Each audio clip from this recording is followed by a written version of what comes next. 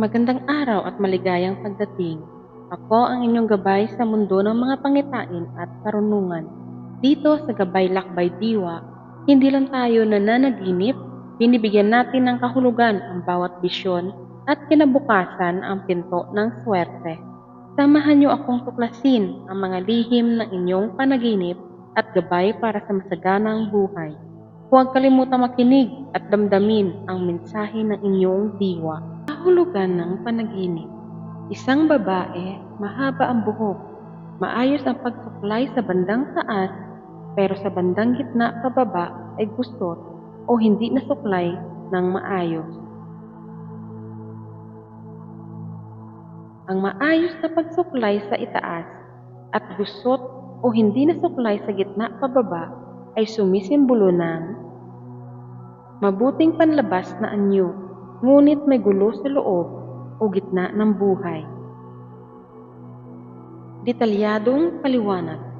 Mahaba at maayos na itaas. Tanda ng magandang imahe, tiwala sa sarili, maayos na pagsisimula at magandang relasyon sa ibang tao. Mukhang maayos ang lahat sa paningin ng iba. Gitna pababa na hindi nasuklay.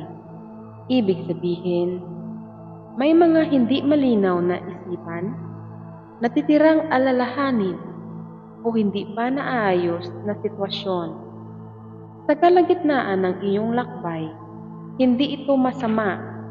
Ibig sabihin lang ay nasa proseso ka pa ng pag-aayos.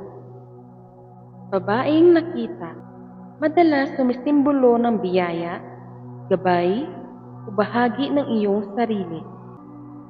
Ang mensahe ay tungkol sa balanse ng iyong sarili. Narito ang simpleng mensahe. Maayos ang simula at panlabas, pero may mga bagay pa sa kalagitnaan na kailangan linawin at ayusin. Hindi hadlang ito. Senyalis lang na kailangan mong bigyan ng pansin ang gitnang bahagi ng iyong buhay para maging maayos hanggang dulo. Paalala, ito ay gabay lamang. Ang tunay na kahulugan ay nakabatay din sa iyong nararamdaman at sitwasyon ngayon. Yan ang ating paglalakbay para sa araw na ito. Sana ay nakatulong ang mga aral at gabay na aking ibinahagi. Naway magdala ito ng swerte, proteksyon, positibong enerhiya sa inyong tahanan.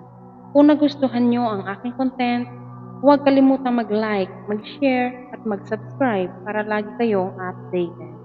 Muli, ako ang inyong gabay. Hanggang sa muli nating paglalakbay. Ingat po tayong lahat.